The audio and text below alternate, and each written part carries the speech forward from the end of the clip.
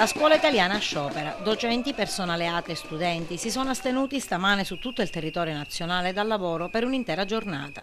Ed anche da Agrigento, tra le proteste, cartelloni e slogan, la manifestazione promossa dagli studenti di ogni scuola è partita in corteo da Piazza Cavour per raggiungere il palazzo della prefettura, in attesa di essere ricevuti dal capo gabinetto di Donato. Numerose e sentite le richieste dei ragazzi che denunciano una realtà scolastica ormai al collasso. Oggi questa manifestazione non ha soltanto il valore di rivendicare i nostri diritti ad Agrigento e per i tagli a livello regionale, questa è una manifestazione anche a livello europeo. Qui ci sono dei tagli e delle politiche di austerity che vanno contro i nostri stessi interessi.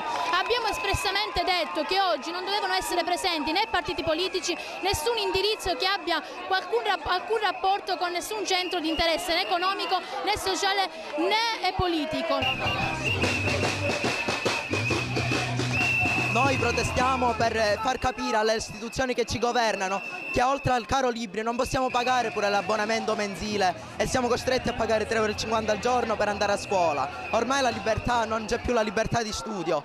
Ormai studiare è diventato un lusso che solo pochi possono concedersi. 3,50 € al giorno sono molto pesanti, specialmente per le famiglie dove lavora un solo componente, e quindi noi siamo molto in difficoltà, così come lo sono le famiglie di tutti i pendolari.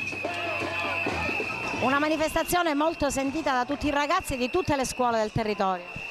Quest'anno uniamo i motivi provinciali, regionali con quelli nazionali, quindi ci uniamo a tutte le piazze d'Italia, intanto perché da quest'anno tutti gli studenti che vengono a studiare ad Agrigento si devono pagare l'abbonamento dell'autobus. Poi manifestiamo per la situazione vergognosissima dell'IPR Ricovermi di Agrigento, poi manifestiamo perché siamo contro la privatizzazione della scuola pubblica e perché chiediamo quindi una legge nazionale che tuteli i diritti dello studente.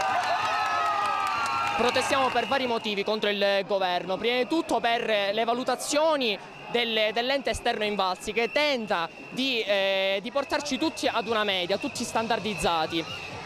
Poi vogliamo garantito il nostro diritto all'istruzione attraverso dei finanziamenti agli enti locali che possono garantire gli abbonamenti per i mezzi pubblici che ad esempio nella nostra provincia non sono presenti.